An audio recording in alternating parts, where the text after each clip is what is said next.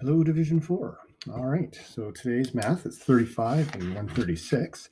Still following the same pattern of division and multiplication. Of course, now we're working with the 8s and 9s, which some of you probably 8s is a challenging one. 9, so there's lots of little tricks that we've talked about in class. Just a little reading here. Did you know that 8 bits of computer data are called a byte? How many bytes are in 32 bits?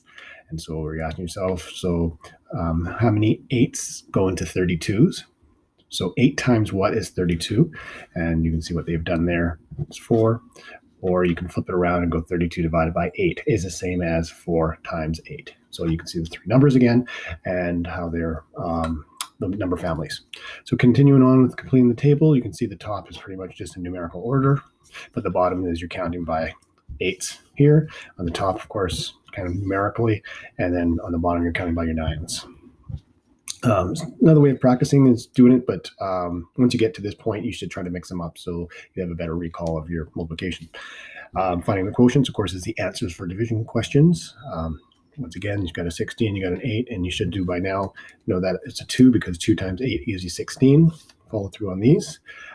Going down to the bottom here, which we're getting to be familiar with yesterday's of doing the dividend, the quotient, and the divisor. So, 8 times what goes into 56, and you should be knowing that 7 times 8, of course, is 56, or the community problem of flipping it around, 8 times 7 is 56. A couple word problems is kind of putting it into real life situations. There's one thing to know the multiplication and division, but where do we actually use it? So, for example, in the classroom, there's 27 computer desks in groups of 9. How many groups of desks were there? So you're asking yourself, what times 9 gives me 27? And so if you're thinking about it,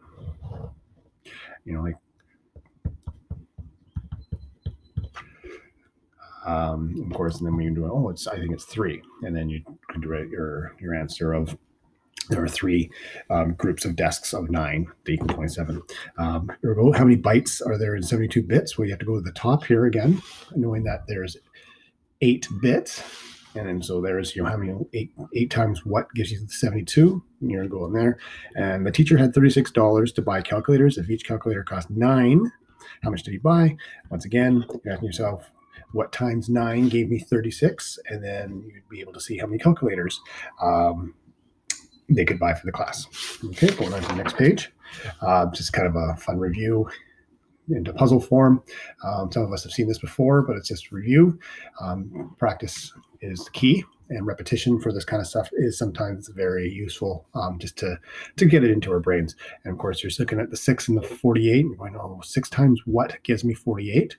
And from my recall, I know that is 8.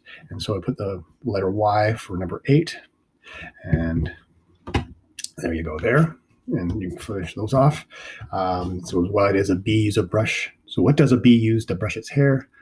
Well, you'll see. And then this one, of course, is a duck. Looks like he's got a piece of chalk or something. Or no, it's lipstick. What did the duck say when she bought some lipstick? Of course, we can do the same thing here. I know 4 times what gives me 36? I don't think. We know it's 9. And you can go ahead and put an O where there's a 9. And we're going to see what did the duck say. All right, until next time.